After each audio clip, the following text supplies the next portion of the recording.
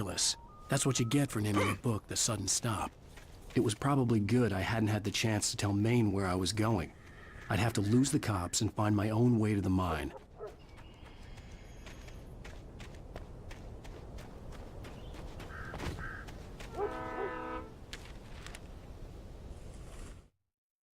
Nightingale stared through the broken studio window into the dark woods.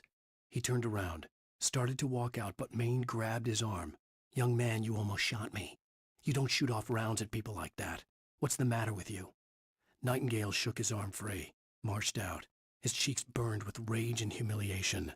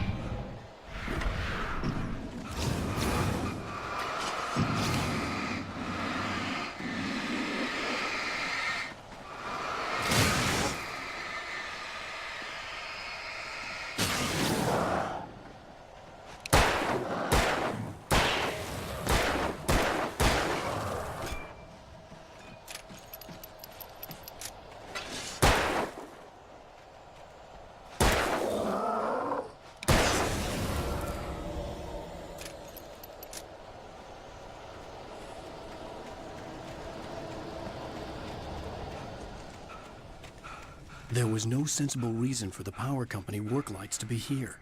It was almost as if they'd been left for someone like me to use.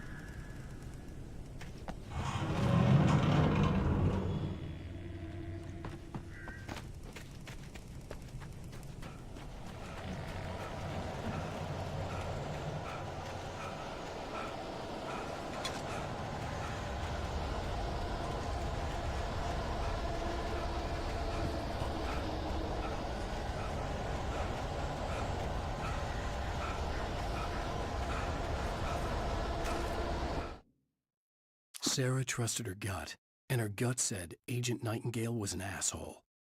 He felt wrong, and it wasn't just the smell of stale booze. It was in the way he flashed his badge, pulled rank, the look in his eyes when he wanted answers. Where was Alan Wake? What was this about an accident? Where was his wife?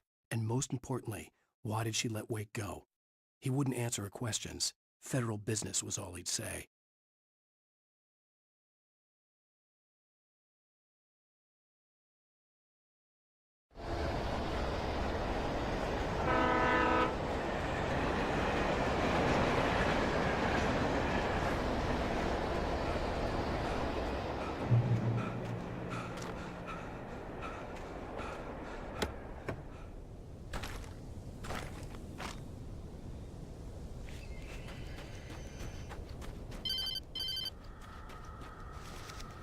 Hello? The most stubborn man I've ever met. Alice? Alice? Alan, I'm so afraid. He keeps me in the dark. Please help me.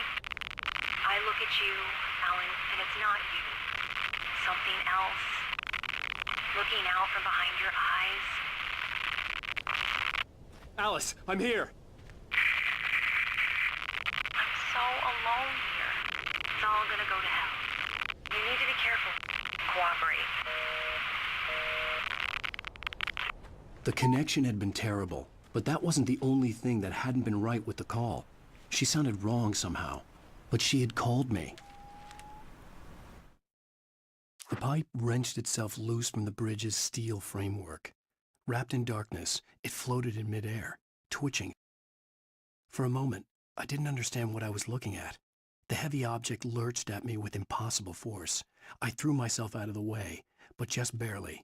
When I turned my flashlight on it, it shook in a dark rage before it flew at me again.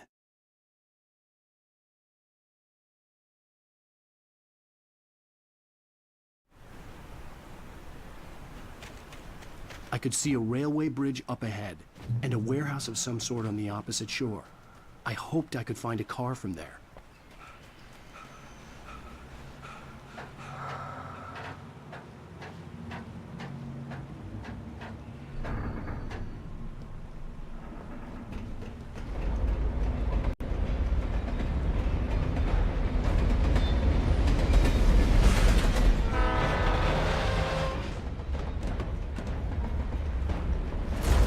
That was pursuing me was growing stronger.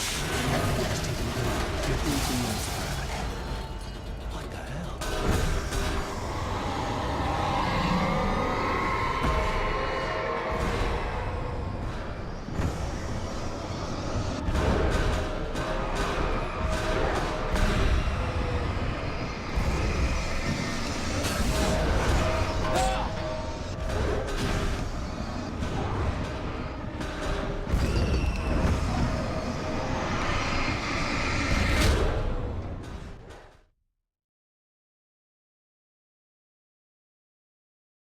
And a warehouse of some sort on the opposite shore. I hoped I could find a car from there.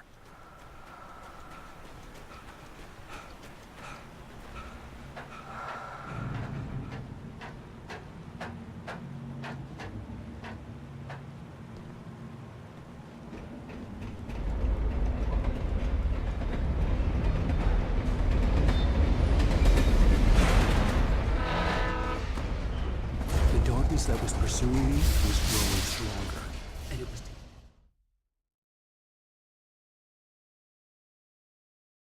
And a warehouse of some sort on the opposite shore. I hoped I could find a car from there.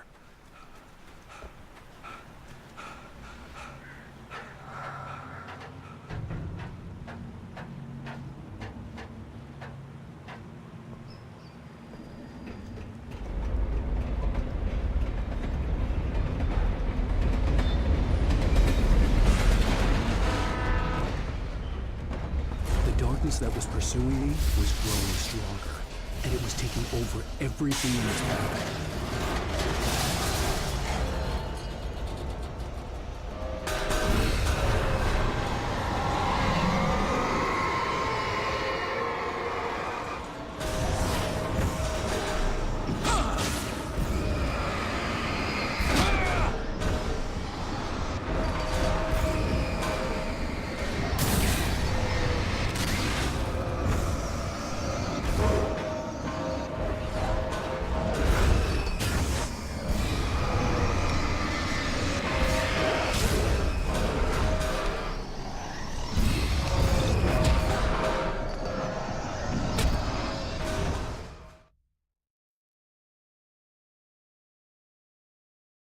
and a warehouse of some sort on the opposite shore.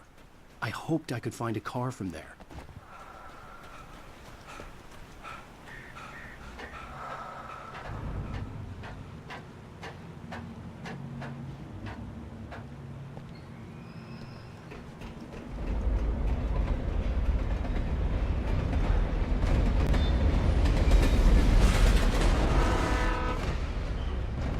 The darkness that was pursuing me was growing stronger, and it was taking over.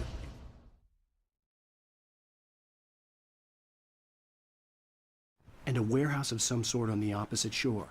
I hoped I could find a car from there.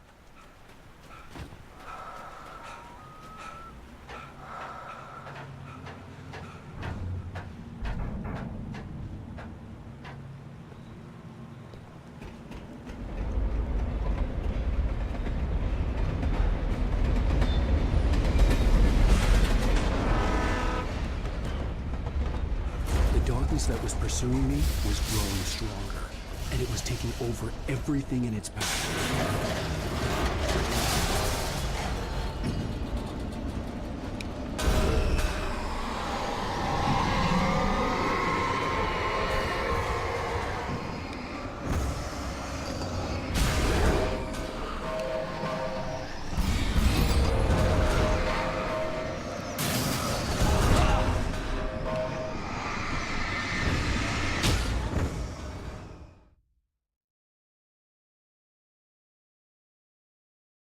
And a warehouse of some sort on the opposite shore. I hoped I could find a car from there.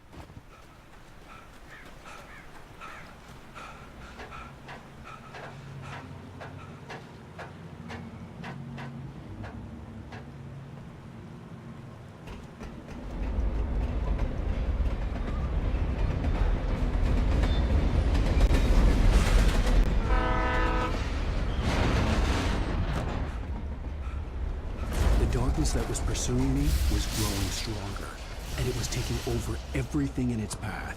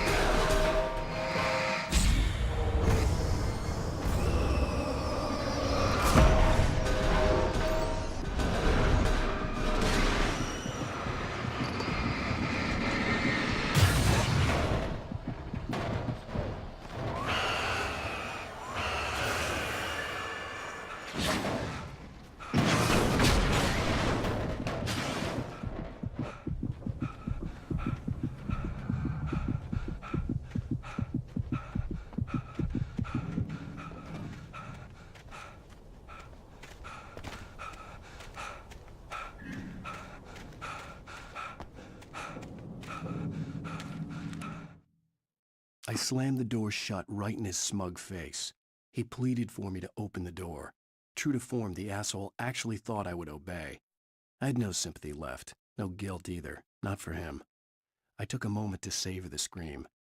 I bet I had a smile on my face. It was all that I had time for. The dark presence was inside the lodge with me.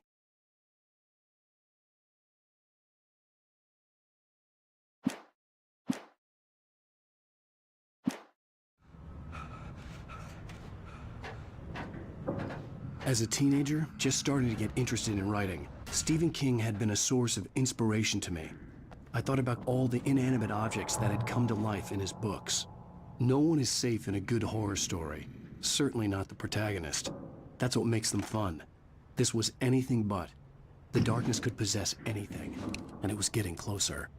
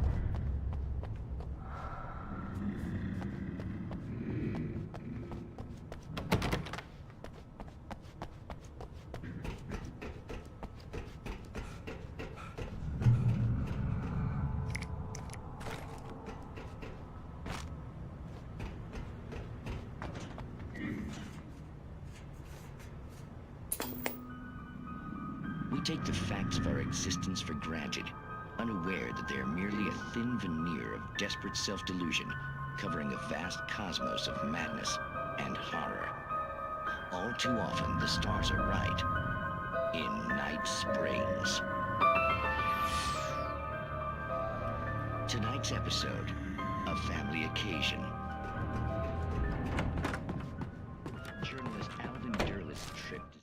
The darkness surged towards me, sucking everything loose from the ground into its depths, tugging at my clothes. I saw the flare the kidnapper had dropped and threw myself towards it just as I felt my feet leave the ground. The darkness embraced me with the force of a tornado. Somehow I managed to light the flare. The darkness roared and cast me away. I fell toward the dark waters of the lake far below. Study the local customs of an insular community in Night Springs has been...